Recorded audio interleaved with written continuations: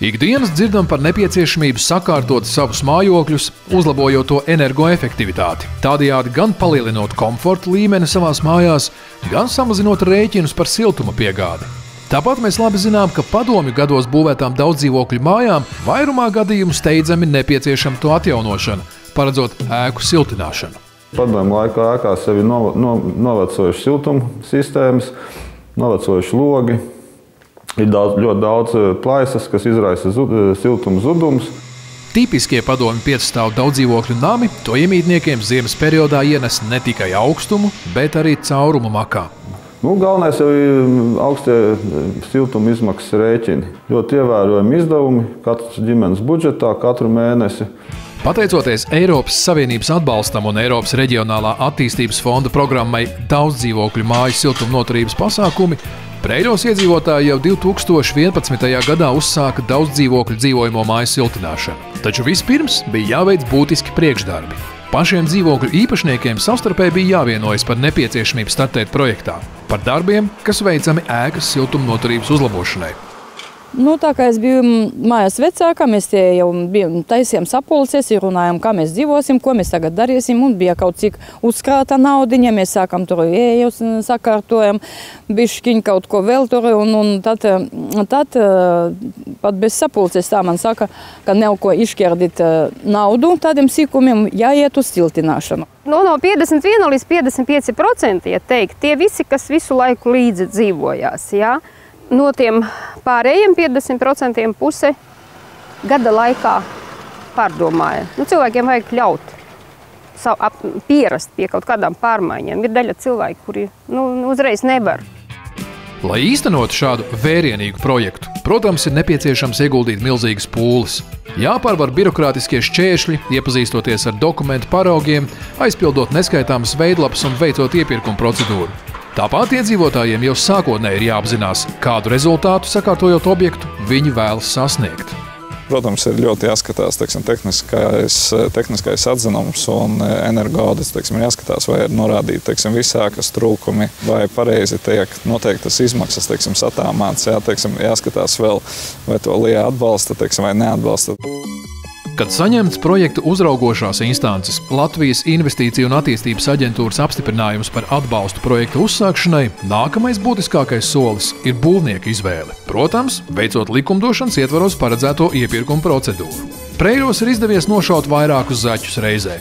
Vietējie būvnieki spēja uzvarēt konkursā un saņemt tiesības renovēt ēku. Gan darbinieki, Preiļu vietējie, gan Preiļu vietējie uzņēmumi, kas saistīts ar Preiļu saimnieks, Preiļu celtnieks, Preiļu santehnikas, visi uzņēmumi strādā šī projektā. Iedzīvotāji ir ieguvēji, būvmateriālu tirgotāji ir ieguvēji, pati pilsēta, jo Preiļi ir vieni no labākajiem šī jautājuma attīstītāji. Mums Preiļos jau ir principā tā, ka 7 mājas jau siltinās. Lai arī Latvijas novados aktivitāte ir lielāka, Latgalē tieši preilēniešu rādītājs ir labākais, ko sekmē arī pašvaldības iesaistīšanās un atbalsts. Preiļu novada dome siltināšanas programmas dalībniekiem sniedz finansiālu atbalstu, sedzot energoaudita izdevumus. Jāpiebilst, ka arī pati pašvaldība aktīvi iesaistās tās pāraudzībā esošo iestāžu renovācijā. Preiļi bija viena no tām pilsētām, kas 2000. gadu sākumā daļēji nosiltināja savas iestādes atsevišķas, gan valsts ģimnāzija, gan Preiļu otro vidusskolu, gan pamatskolu, bet tas bija daļēji. Tad tika mainīti logi, nomainīti jumti siltināti, bet fasādes kā tādas palika.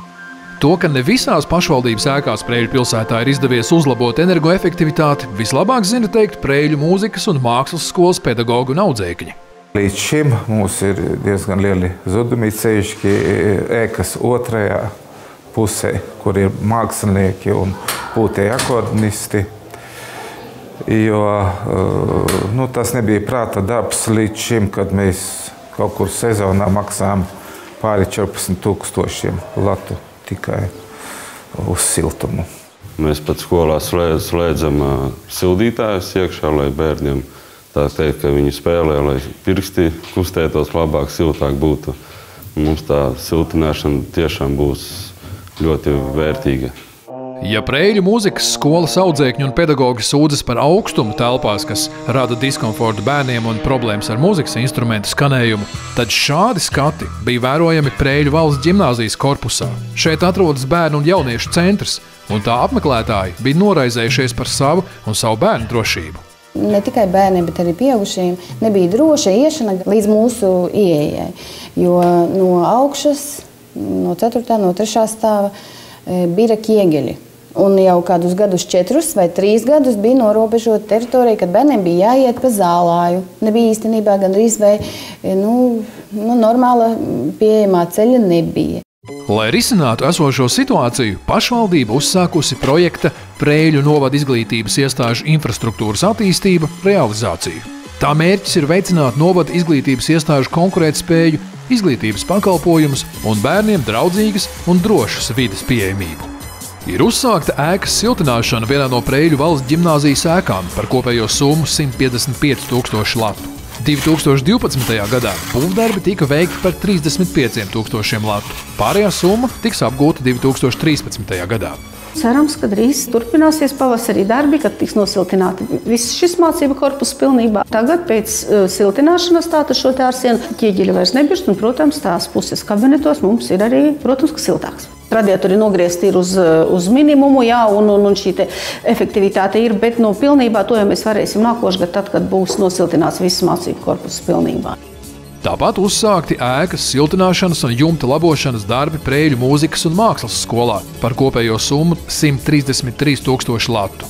2012. gadā būvdarbi veikti par 34 000 latu. Darbi tiks turpināti 2013. gadā. Projekts Preiļu novada izglītības iestāžu infrastruktūras attīstība tiks realizēts 3 kārtās, un tā kopējās izmaksas ir vairāk kā 2 miljoni latu. No tiem 85% ir Eiropas reģionālā attīstības fonda finansējums. Pašvaldības ieguvums, renovējot ēkas, ir ne tikai radītais komforts un iestādes vizuālā tēla uzlabošana, bet arī būtiska līdzekļu ekonomija, samazinot savus izdevumus par apkuri. Mēs ceram, ka tiešām tas dos tādu ieguvumu, ja arī par trešdaļu, pieņemsim, samazinās apkures rēķinu, tad mums ir reāls ietaupījums ap 40 000 gadā. Esam pieraduši pie komfortabliem dzīves apstākļiem. To lieliski novērtē jau nosiltināto daudzdzīvokļu māju iedzīvotāji. Viņi atzīst, ka neraugoties uz ikmēneša bankas kredītu maksājumu, papildus izdevumi nav radušies. Salīdzinot ar pagājušo gadu, ar visiem procentiem man tomēr ir ekonomija. Iegūms ir tas, ka tik līdz nosiltinājam māju, tā, teiksim, vasarā nebija tik kors. Tagad, teiksim, var atkal regulēt siltumu uztabā. 2, šitis ir mans, kas parasti to aizvakar viešpilta bija 2,5, 3. Dzīvoklī tagad ir silti ne tikai Micānas kundzei, bet arī citās 2012. gadā renovētajās daudzdzīvokļu mājās. Teikšu tā, ka es pirmo gadu pavadu ļoti siltā dzīvoklī. Salīdzinot ar iepriekšējiem gadiem, es pašlaik maksāju mazāk. Kaut gan zinu, ka šogad ir ļoti dārgas apkures cenas, bet pagaidām vismaz ir mazākas maksājumi. Es šobrīd varu izvēlēties, vai es gribu visās istabās siltumu, vai negribu visās istabās. Man ir 4 radiatori, jo dzīvoju 3 istabu dzīvokli, un saimnieki mēs paši esam tam siltuma daudzumam, ko mēs gribam izlietot. Un otrām kārtām man patīk tas, ka uzlabojies ir mājas ārējais izskats, un es domāju, ka reizē ar to arī varbūt mājas eksploatācijas ilgums ir palielinājies. Līdz ar daudzdzīvokļu namu renovāciju Preiļu pilsētas iedzīvotāji ir ieguvuši komfortablākus mājokļus. Ēkām ir uzlabots vizuālais izskats un pagarināts eksploatācijas laiks. Mums ir pilnībā komplekss siltināta māja. Mums ir siltummezgls, kas nav, teiksim, citām mājām. Jā. Mums ir apkuras sistēma pilnībā renovēta, 100%. Mums stāv alokātori, mums katrs dzīvoklis maksā atsevišķi par siltumu. Siltummezglā mums ir automātiskie balansieri, jā, uz atpakaļ gaitu, kad balansē. Tas, teiksim, tas Latvijā varbūt tās ir uz vienas rokas pirkstiem var saskaitīt mājas, jā. Mums ir bēniņi siltināti, mums ir pagrabs siltināts. Ārsienas, mums nav balkona, kas saldē māju, mums ir loģijas aizstiklots.